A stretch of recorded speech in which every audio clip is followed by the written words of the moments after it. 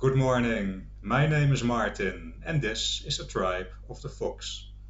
And today I would like to speak about what is probably the most complicated deity in the Germanic world, Odin, or as we call him in the Netherlands and Flanders, Wodan. Now, this is a deity that even has a day of the week named after him, Wednesday, or as we say in Dutch, Woensdag. There are even geographical locations like towns named after him. A good example, for instance, is Woensdrecht in the Netherlands. So, yeah, there's a lot of lore about Odin, and yet he is a very complicated deity, very difficult to understand. Now, the lore, the good old Edda poetry. You can read a lot about Odin there. There are also many deities in it that not so much is known about, such as Angerboda, for instance, or Echter. Made videos about this. But lots of lore about Odin. And there are other sources too, like the sagas, the Old Norse sagas, but also, for instance, the Merseburg charm. In that charm, Odin heals an injured horse. There's also the Utrecht baptism vow. That's a document from the Roman Catholic Church from about the year 750. And if people became Christians, they should get rid of Odin, Saxnot, and Donar. So, yeah, those are all sources that we can get our information from. And yet, Odin is still very complicated, and we we will go over the reasons why. Well, first of all, we human beings, we have a lot of ideas about Odin. Yeah, some people, let's mention two extremes, for instance. Some people they take everything in the Edda literally, and they almost worship Odin as if he is a monotheistic god. That's one extreme. The other extreme is, for instance, people who see Odin as the evil demiurge. So, a creator god who made some kind of a prison planet that we are stuck on. So, those are two extremes. And then there are all kinds of ideas in between those extremes. Yeah. So another example is that some people they see themselves really as servants of Odin, and other people they see Odin as something to emulate, but not to worship. So those are also two extremes. And then there are people who unleash their political views on Odin. They try to squeeze their political views on on Odin. Both the far left and the far right sometimes do that. So, yeah, we look at Odin in very different ways. Yeah, and then there's the whole problem of the lore itself. For instance, the Edda poetry is written very, very late in history. It was Snorri Sturluson, a Christian from Iceland, who collected old heathen stories and most likely edited them in a more Christian way. So, how reliable is the Edda poetry? Good question. There's a lot of useful things in the Edda, but there's also a bit of a Christian touch in it. So it's always, always very important, and the Tribe of the Fox keep on emphasizing this, to learn how to do trance journeying or shamanic journeying, whatever you want to call it, and then try to seek the truth yourself. It's very important. And the Tribe of the Fox made a whole playlist about shamanic journeying. So it's very worthwhile watching that if you want to try it yourself. So yeah, the lore is complicated. About Odin, the way we look at Odin is very complicated. But also, if you well, let's take the Edda for an example. You can read here that Odin has many different aspects or very different jobs. So in the Edda poetry, he is the chief of the gods. He is like a war god who even has his own afterlife for fallen warriors. He is a god of poetry. He is a god of shamanism, Seidr. Seidr is Norse, Old Norse magic. He is a god of the runes. The runes, these ancient symbols that have been used for such a long time. He is also a god of death. I mean, he has his own, like I just said, his own afterlife for warriors. But there's more, and we're going to speak about that later in the video, because that topic, I think that's very interesting. And yeah, he's a god of wisdom as well. He was always searching, Odin, for wisdom, and he gave up a lot to gain that wisdom. So yeah, what is he? He is so many things, right? He's so many things. That's why Odin has so many names or nicknames, or in Old Norse it's called Deity.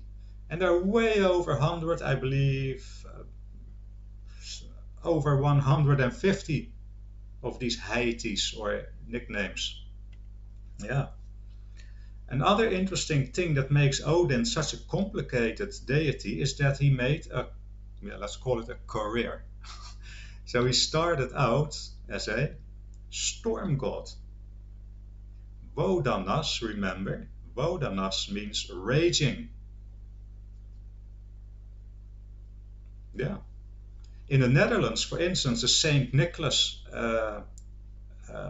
celebrations, we have songs that belong to that. And one of the songs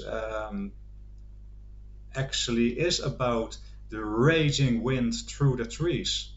And as we know that Saint Nicholas is actually, if you go back in time, he's actually Odin or Wodan. So yeah, the raging wind, a storm god. The god Tyr or Tivas was actually the god of the sky for the Indo-European people. So we Germanic people, we are descendants of the Indo-European people who migrated to Europe. Yeah. So he was not the chief god for the Indo-Europeans. So he was a god of storm, but also a god of death.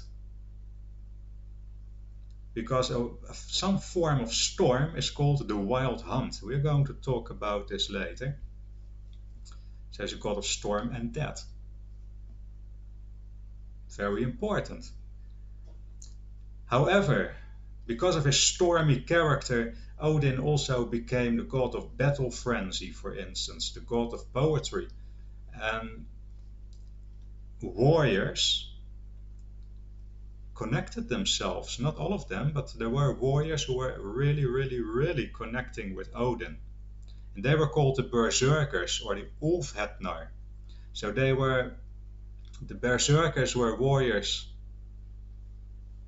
who had the bear as their symbol, and the Ulfhetnar had the wolf as their symbol. And these warriors were very dedicated to Odin. They were almost like shamanic warriors in the lore. Yeah. And they were professionals. So they were not farmers who were warriors now and then. They were professional warriors. So then Odin became a war god. Now who likes war? The people in charge. In the old days, it was no different than today. The people in charge, the people with money and power want more and more money and power. Always will be, always has been, always will be. So yeah, the elite became interested in Odin. You see Odin rising through the ranks from a storm god to a chief god.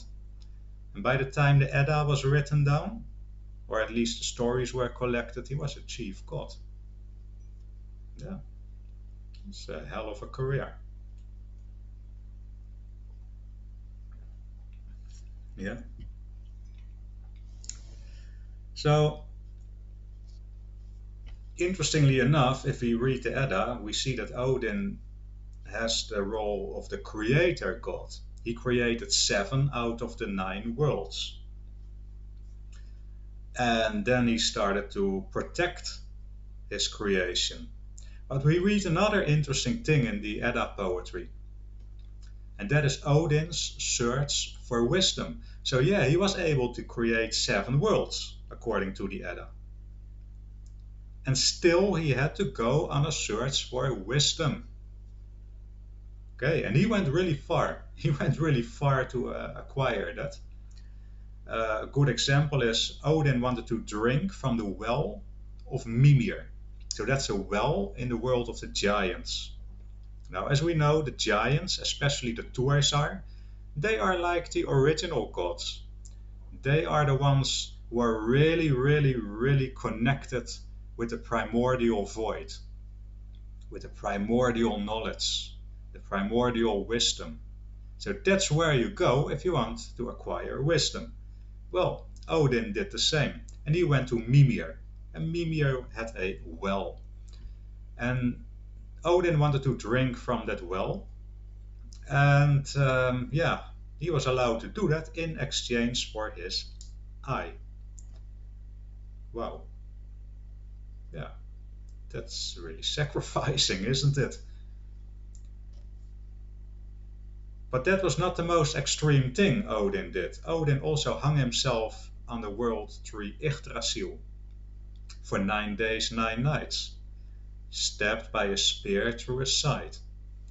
So that's like dying. That is like a shamanic initiation. That is. So yeah, it's a shamanic god. He gained the wisdom of the runes by hanging on that tree and suffering for 9 days, 9 nights. That made Odin, well, he's now known as the god that knows most about the runes. But actually, he got them from the Tuathar, most likely from Boltorn, who was also related to him, to Odin. So yeah, he became a rune master, a shaman. He acquired a lot of wisdom. And yeah, Odin as a god of death, also very, very interesting. Because as a storm god, he was also, like I just mentioned, the god that led the wild hunt. So now that I'm recording this video, it's December. It's basically the time around Yule time, and that's the time of the wild hunt. The wild hunt is like storm, big, big storm. Funny enough, most storms here are in January or February, not really in December. But anyway, the wild hunt is still connected with the month this December. What the wild hunt exactly is also a very complicated thing. Is Odin the leader? Or as we know him as Wodan? Or is it Vrouw Holle? She is also seen as the leader of the wild hunt. And Vrouw Holle and Odin are almost male and female counterparts. So they have so much with each other in common. And the wild hunt is basically an army of the dead. An army of the dead raging, here we have this raging again, Wodanas, raging through the sky. Raging through the sky. Who are exactly these participants in the wild hunt? Well, some say they are Odin's dead warriors, and like berserkers and Ulfhetnar, those warriors who were dedicated to Odin. But some people say it's also women and children in the Wild Hunt and people who died a more miserable death. So what is it? I don't have the answer, unfortunately. Yeah. So in the Wild Hunt, it also chases the dead who are still roaming around here because if you're dead, you need to go to the other realm, right? To the realm of the dead. Sometimes they keep on hanging around here on Earth, on our planet Midgard. Well, that's not a good thing. They should be chased to the realm of the dead, and that's what the Wild Hunt does. Yeah. So think about this. This has to do with people who died a miserable death. Otherwise, you are not roaming around on Earth. Now, who else suffered um, a miserable death? People on the battlefield. Yeah. Now, okay, these warriors who are dedicated to Odin, they wanted to die on the battlefield. But still, dying on the battlefield is a miserable thing. With your guts hanging out and decapitated, wounds from cutting, from stabbing, maybe burn wounds. Nowadays we have many weapons that are absolutely horrible, but in those days people had swords and spears and arrows. That was horrible as well. So I associate dying on the battlefield with a horrible death.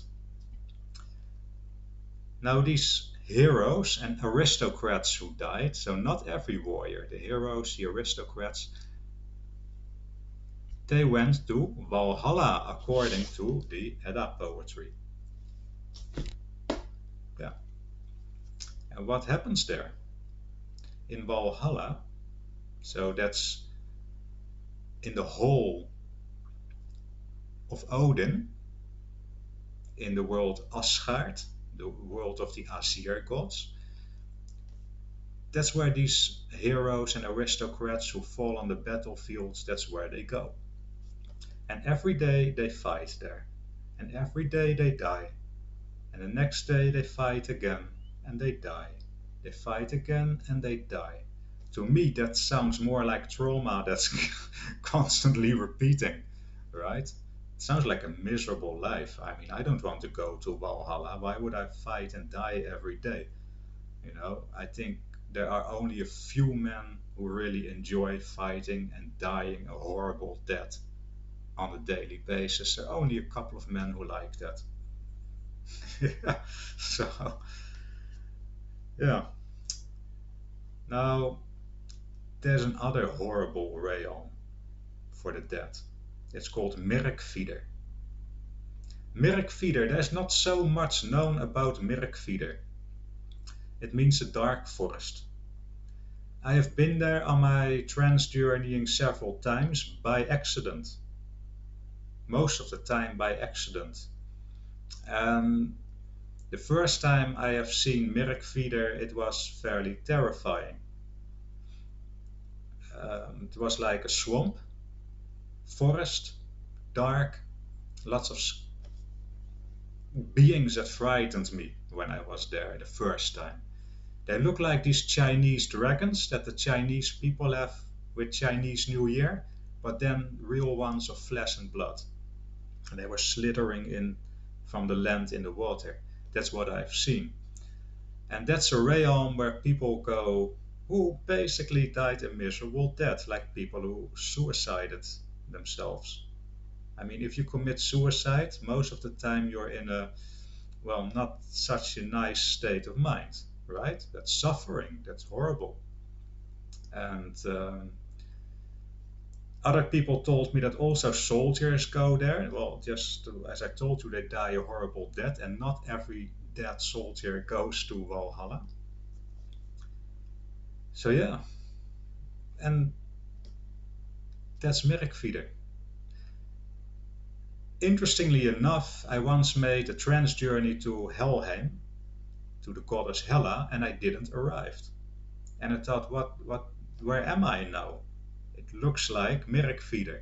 It feels like Merkvider. Merkvider is a place with a very um, damp feeling to it, like moisty. And then I decided to ask, who rules Merkvider? And I was taken there farther, farther, farther into Merkvider, and Odin showed up. So this is not official lore, this is my experience. Yeah, so that's not science. That's not science, it's just my experience. So to me, Odin does not only rule Valhalla and the wild hunt, but he is also the lord of Merkvider. So he's, in my opinion, really, really a god of death and storm, but also of shamanism, of seeking wisdom and sacrificing. I have sacrificed also a lot in my search for wisdom. Now, I'm not saying that I'm wise, not at all. However, what I did is I took it a step further than most people do. For instance, I had a very well paid job. I had a nice 18th century house, and I just quit that job, sold that house to become a monk, a Buddhist monk. I wanted to learn to meditate. Well, then becoming a monk is a bit of an extreme thing, isn't it? And quitting your well paid job and selling your 18th century house. That's quite a sacrifice. And I did this for a number of years, and that's a life of sacrifice. Yeah. But yeah, that's a bit of an Odinic quality. I always seek wisdom. That's basically the only thing in my life that um, stays with me. That characteristic. Yeah. Not that I am very wise, but at least at least I'm searching for it. So yeah, to me, Odin is really a god of death, a god of storm, a god of inspiration and shamanism. So yeah.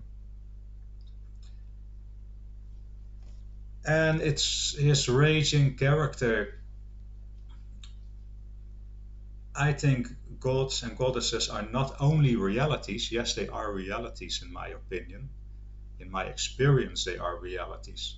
But they're also, at the same time, archetypes. And I have this Odinic archetype pretty strong in me, and for a while I tried to shove it away from me, this Odinic influence. But that's not possible. That's not possible. If that's in you, it's in you. You cannot shove it away. So, I think I have to put him back on my altar. Yeah. So there's another interesting thing, by the way, about Odin. It's now Saint Nicholas in this December month. The moment I recorded this video, it's just a couple of days, a week after Saint Nicholas. Now, Saint Nicholas is a bishop, a Catholic bishop, but actually, just like I told you, it's actually Odin. He rides a gray horse, just like Odin. Gray is the color of death. I just told you, he's the god of death. Odin has a spear, Saint Nicholas has a staff. Odin has a cloak, a robe, no, not a robe, a cloak. I don't know how you say this in English, in dark blue. Saint Nicholas, okay, he wears red because he's a bishop, but also a long, long cloak he wears. Odin has two ravens, Hugin and Munin, who go out there to look at the world and give this information to Odin. Saint Nicholas, he has his helpers called Zwarte Piet, Black Peter. We call him that way here in the Netherlands. And Black Peter, with his black face, he might also be one of these demons from the underworld. The Wild Hunt had lots of characters from the underworld, and they blackened themselves, these warriors in the Wild Hunt. Yeah. So Odin knows a lot about the runes. He discovered them while hanging on a tree for 9 days and nights. What do we give each other at St. Nicholas? Yeah, the alphabet in chocolate bars, in chocolate letters. They're not runes. You can write with them. So there's so much things that St. Nicholas and Wodan or Odin has in common. So even if people don't know it, they're still celebrating Odin. Yeah. So I'm talking for 25 minutes now, so that's enough. I think it's pretty clear that Odin is a pretty complicated deity and why. So stay safe, stay healthy, and see you in the next video. Bye bye.